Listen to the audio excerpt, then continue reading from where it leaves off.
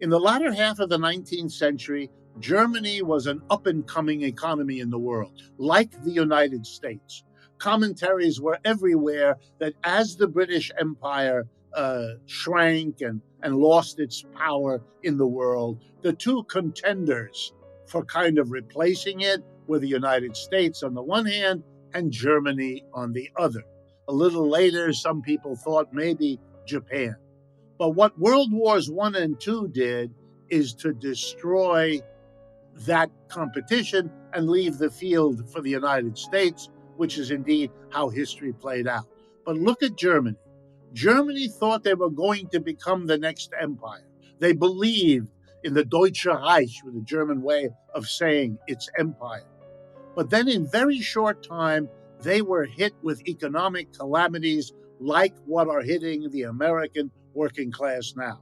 Number one, they lost the war, World War I, suffering terribly, not only the defeat, but the horrible conditions right after the war of starvation, of economic collapse, and so on. Part of the way that their government tried to get out of it was by printing money on a massive scale.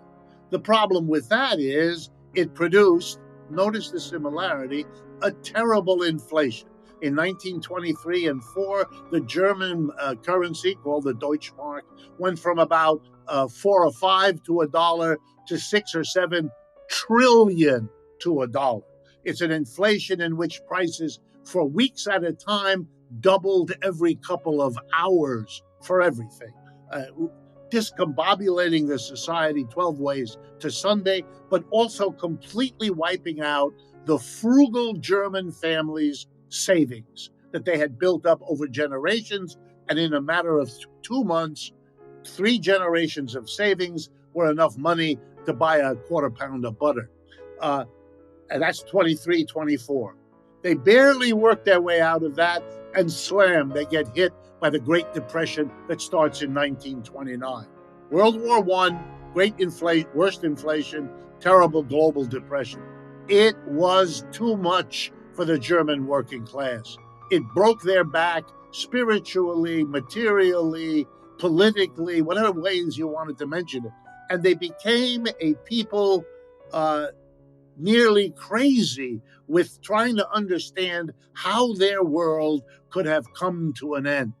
And they went and they supported a very strange little man, wasn't even German, he was Austrian, he wasn't blonde and blue-eyed, he had a little black mustache, made him look ridiculous. But they went for him because he promised to make Germany great again. The great German Reich would be returned by this little Austrian soldier. The amazing thing is this highly developed culture, the culture that brought us Hegel and Marx and Beethoven and Brahms and Wittgenstein and all the other great thinkers of the last 3 or 4 centuries, or many of them, became a society that has been a pariah example of social breakdown. I think we are treating our working class, having redistributed wealth away from them for the last 30 years, having slammed them with a terrible set of crashes in this new millennium, the 2000 .com and the 2008 subprime mortgage, now to hit them with another crash in 2020 and the worst pandemic in a century and an inflation and rising interest rates. Yeah, you are subjecting our working class to levels of pressure that have had devastating social consequences.